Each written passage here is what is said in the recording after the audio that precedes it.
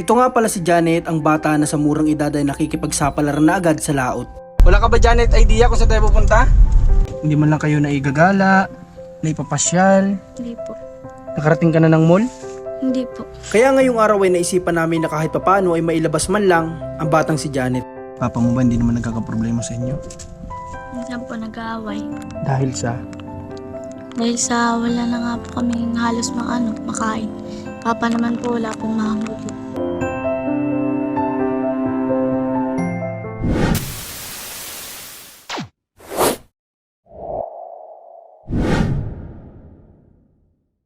Mga kalingap, magandang araw po sa inyo lahat. Ngayon po ay 4:57 PM na po ng hapon. So, ngayong araw nalaman ko na nandito daw si Janet sa kanyang tiyahin sa ngayong hapon kasi bumisita. Susurpresahin natin, isasama natin siya mga kalingap para naman yung bata po ay maka-experience naman na lumabas, tawag dito, maaliw, ganun. So, sama natin mga kalingap. Kasama ko si Commander at ang kanyang anak na si Mac na nasa likod. So, tara, samahan niyo po kami. Janet! Kamusta ka? Okay lang. Busy ka ba ngayong araw? Hindi naman po. Pwede ka ba namin isama ngayon? Saan po? Basta yung pupuntahan tayo. Parang kinabahan ka bigla, Janet, kung saan tayo pupunta. Okay lang ba sa'yo? Okay lang? Wala ka namang gagawin. Wala po. Bakit pala bisita ka dito sa tita mo? Dito ka muna natulog? Opo. Dito ka natulog? Okay. Buti alam naman nila, papa, mama mo na dito ka natutulog. Opo. Okay. Sige, tara, sama ka muna sa amin. Saan po? Basta, tara. Dito ka na, sakay ka na dun saan ka ba pwede sumakay. Doon na lang siguro sa kabila. So ayan mga kalingap, tara. Sama natin si Janet para maka-experience naman ng iba yung bata.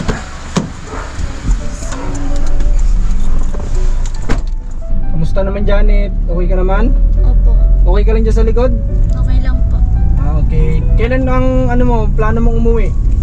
Mamaya po masabay po kay Ate Jing. Uwi ka din mamayang hapon? Opo. May service ba kayo pauwi? Sabi po natin yung malakad lang daw po. Maglalakad? Grabe, ang layo nun. Baka abutin kayo ng gabi. So mga kalingap, hindi ni Janet. Wala ka ba, Janet, idea kung saan tayo pupunta? Wala po. Dahil isasama ka na namin sa Manila. Yeah. Sasama na natin si Janet sa Manila. De, biro lang kasi wala naman ditong ibang pupuntahan sa Kapalonga. Wala naman dito sa atin. So kung ano lang yung pinakang magandang pwedeng puntahan natin, doon tayo pupunta ngayon. Kilala mo ba yung katabi mo sa likod? Hindi po. Hindi mo kilala. Siya nga pala si Mac Denver. Lagi kanyang pinapanood. Mac, magsalita ka na, Mac. So tara mga kalingap, at medyo padilim na din. May pupuntahan pa si Commander mamaya. Medyo malayo-layo. Sana umabot pa tayo. Napakahirap mga kalingap ng schedule namin ngayon. Kasi alam nyo, nagtatrabaho tayo. Tapos ganito, kailangan natin puntahan yung mga tinutulungan natin. At si Janet medyo mahirap makuna ng schedule. Kasi pumapasok yung bata. Janet, anong oras ka ba lumalabas sa hapon? Alas 5 po. Ha? Alas 5 po. Alas 5 ng hapon. Talagang mahirapan tayo kay Janet magkaroon ng schedule mga kalim. Kaya ngayon, Saturday, samantalahin natin na mailabas si Janet.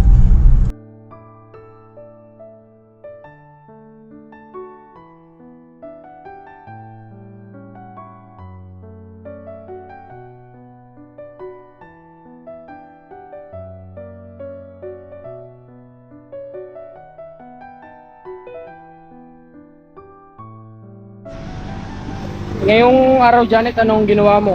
Anong pinagkabisihan mo ngayong araw? Hindi ka ba ng uniform mo? Hindi ka naglaban ng uniform mo ngayon? Hindi po. Bukas pa lang. Bukas pa lang, okay. Anong araw ngayon? Friday? Kasi walang pasok ang mga student ngayon. Ay, mali pala ako, hindi pala Saturday ngayon. Friday pala ngayon, wala lang talaga kayong pasok, Okay, kumusta yung pag-aaral mo naman? Okay lang po. Okay lang. So, andito kami ngayon mga kalingap, Janet. Andito kami ngayon mga kalingap sa, ito lang naman yung walang ibang mapupuntahan dito sa Kapalonga kundi ito lang kung medyo stress ka sa buhay o gusto mong makakita ng magandang tanawin. Ayan, Commander, pakita mo.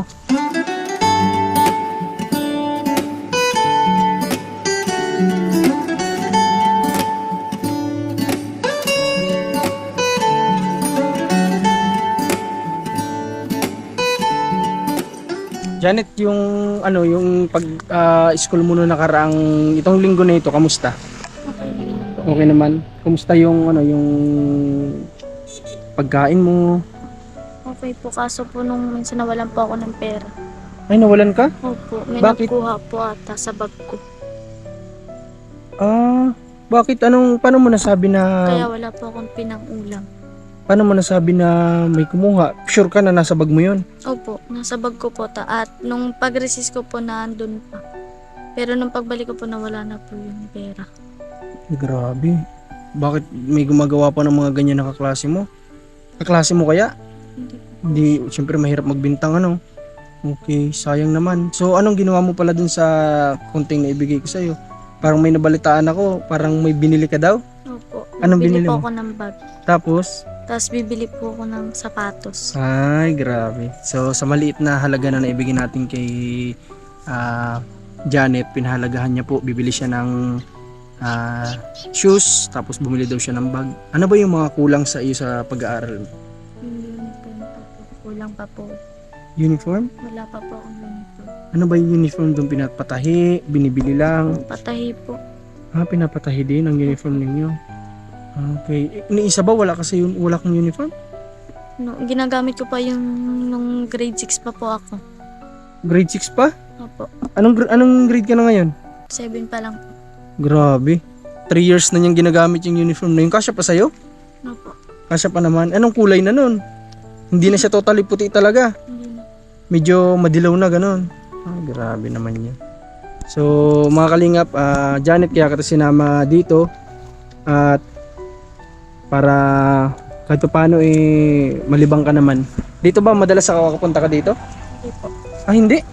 Okay, so galing mga kalingap, sakto at least may konting tanawin dito na makikita si Janet. Halika Janet, ngayon magmerienda tayo.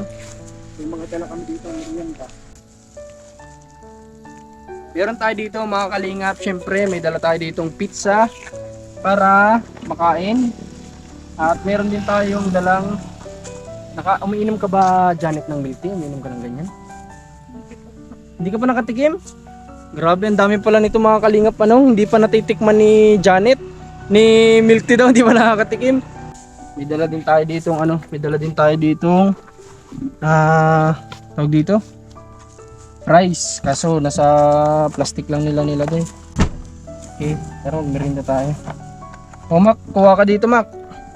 Oh, halika, Janet, kuha ka dito. Kuha ka, sige, huwag ka maya.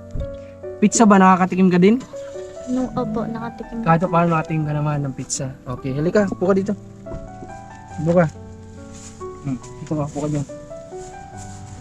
Kuha ka ng pizza. Sige, pumaya sa akin. Kakain din tayo lahat. Ikaw ba, Janet, nailalabas ka ba ng pamilya mo? Hindi po. Hindi man lang kayo naigagala, naipapasyal. Hindi po. Nakarating ka na ng mall? Hindi po.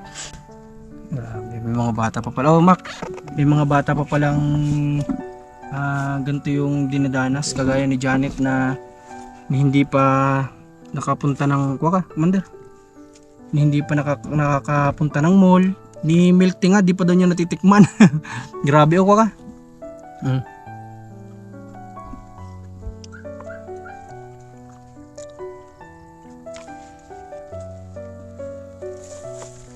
Ako hawak ng camera, magmerinda tayo. Okay dun.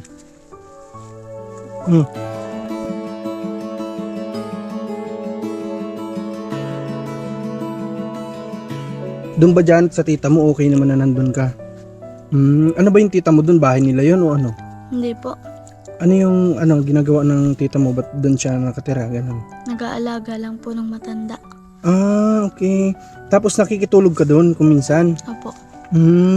Pero kung minsan talagang straight na papasok ka tapos uuwi ka sa inyo ng lakad lang? Hindi naman po. Hindi naman. Kung minsan nakikitulog ka na lang sa tita mo?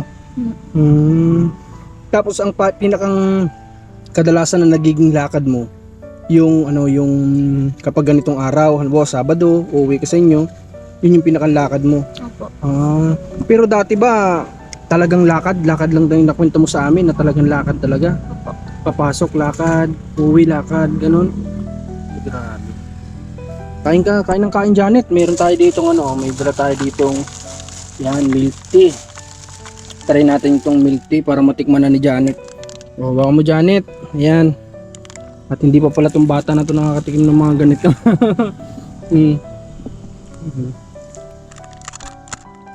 Ang akala ni Janet, mga kalingap, sabi namin, isasama na namin siya sa Manila kasi may kukuha na kay Janet bilang artista.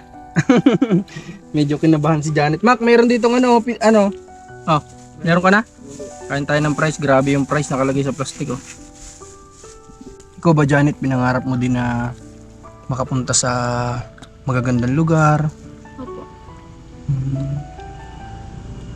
Kagaya ng anong lugar yung gusto mong puntahan? Cebu po. Gusto mo makapunta doon? Opo. Saan mo nakikita ang Cebu? At tanungin kita lang, saan mo nakikita? Sa libro, sa television?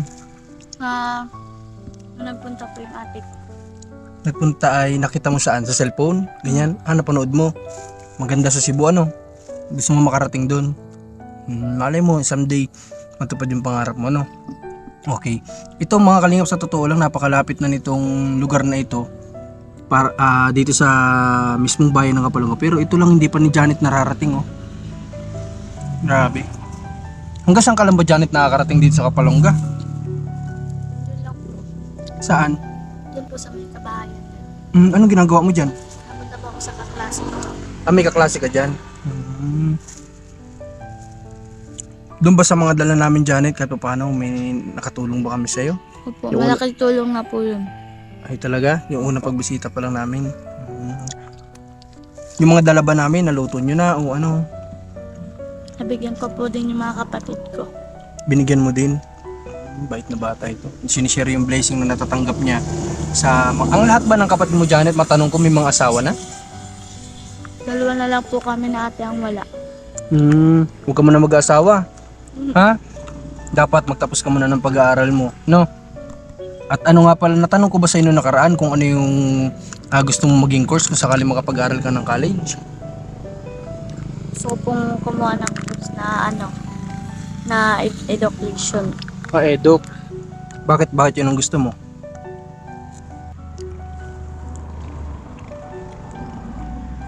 Anong reason mo bakit yun yung gusto mong kunin? Gusto ko lang din po talagang umangat kami sa Yun din yung isa sa nakikita mong pwede kang kumita ng maayos. At saka bukod dun, pero gusto mo talaga yun. Kasi yun nga sa kagaya ng sabi ko noong nakaraan, mahirap na magtrabaho ka kung hindi mo gusto yung trabaho mo. Dapat gusto mo talaga yung ginagawa mo. Pero ikaw gusto mo talaga yun.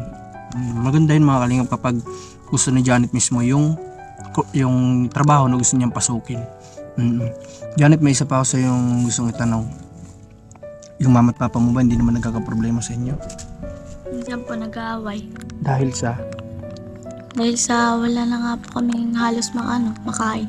Papa naman po wala pong mahuli. Grabe. Minsan talaga yan yung nagiging problema ng mag-asawa kapag kapos na sila sa buhay. Pero ang mama mo anong ginagawa? Nag-uuling minsan? Ano ba yung tinatrabaho ng mama mo? Sa bahay po siya. Minsan po tumutulong po kay papa sa pag-uuling. Sa pag-uuling? Ibig sabihin, ang talagang pinaka nagtatrabaho sa inyo lang, yung papa mo. Paano yun kung minsan nag-aaway sila? Ano nagiging reaction mo? Wala po, umalis na lang po ako sa bahay. Saan ka pumupunta? Mga kapatid ko po. Sinasabi mo ba yung nagiging problema? Alam ba ng mga kapatid mo? Alam naman pala nila. Ito ba mga kapatid mo, Janet, wala din sa buhay? Opo. Wala din? Kaya hindi makatulong sa mama at papa mo Opo. kung nagkakaroon ng problema na ganyan. Grabe. Dapat po kasi mga kalingap, sa totoo lang kapag sila po kasi pag nakikita din nila nag-aaway, although maraming pamilya yung nangyayaring ganito, nag-aaway yung mag-asawa, kaso lang hindi din dapat sana maganda na naririnig ng bata. Kaso nga lang alam niyo naman, bugso ng damdamin kapag galit na, hindi na nila minsan makontrol, hindi na naiisip na may bata kagaya ni Janet. Bunso ka, di ba? Opo. Sa inyong magkakapatid? Lahat ba ng kapatid mo nandyan? Wala po. Nasaan yung iba mong kapatid? Nandun po sa Maynila. May asawa. Na nagtatrabaho? Opo. Tatrabaho din. Sige Janet, kumain ka. Kumain ka pa. Sige po. Kumain ka. Kumuha ka lang. Po, Commander. Sige po. Ayaw mo kumain? So, mga kalingap, dito sa pinuntahan namin. Halika Janet, dito tayo. Kuha ka ng pizza mo. Kumain ka pa. Ayaw mo na. Kumusta? Anong lasa ngayon? Natikman mo na milk tea. Anong lasa? Sarap po. Masarap dito tayo. So mga kalingap, dito sa place na to, dito din minsan nag-i-stop over sila Kuya Val kung pumupunta dito. Minsan sila Kalingap Rab pupunta din dito. Janet, may tatanong lang sa'yo. Yung mga gantong bagay ba na halimbawa kagaya nito na kahit paano lumabas tayo ngayon, yung mga gantong bagay ba napapasaya ka? Totoo? Baka hindi. Parang wala naman sa mukha mo na masaya ka. Masaya ka ba? Sobra. Salamat naman at kahit paano sa simpleng gantong bagay na pasaya natin si Janet. At sana Janet, yung uniform mo, mapatahi tayo, ano? Mapatahi tayo ng uniform mo para kumpleto ka sa gamit. Ha? So mga kalingap, sa lahat po ng gustong magpaabot kay Janet, sa lahat ng gusto pang tumulong, at salamat sa nagpaabot sa atin para sa blessing dito kala Janet, na alam nating malaking tulong na para sa kanila dahil yung buhay nga nila ay talagang maabot na sa punto na nag-aaway ang kanyang mga magulang dahil lang sa problema sa pagkain nila. May isa pa akong tanong Janet, kapag nag-aaway ba yung mama mo pati ikaw ba minsan na nagagalitan? Opo. Bakit? Anong reason bakit nagagalitan ka?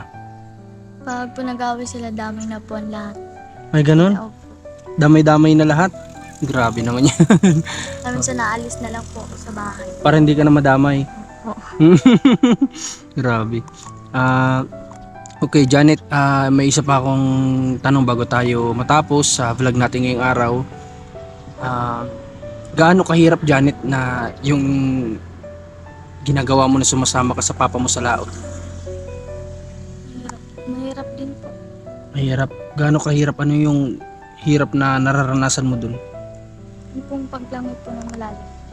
Yun, isa yun sa nagpapaano sa'yo, nagpapahirap. Okay. Pero walang choice, no? Kailangan gawin kasi para makatulong sa tatay, sa nanay, para maiwasan yung pag-aaway, ano? Oo. Pero ngayon po hindi na po nila ako pinapasama. Ngayon? Bakit? Kasi kay mama na lang daw po ako tumulong sa mga gawain bahay daw po. Tama yun. Yun ang tama kasi babae po ito ay at saka sobrang delikado nun, di ba? Sobrang delikado nun para kay Janet. Okay, halika Janet. Ngayong araw, may bibigay ako sa'yo dito, halika.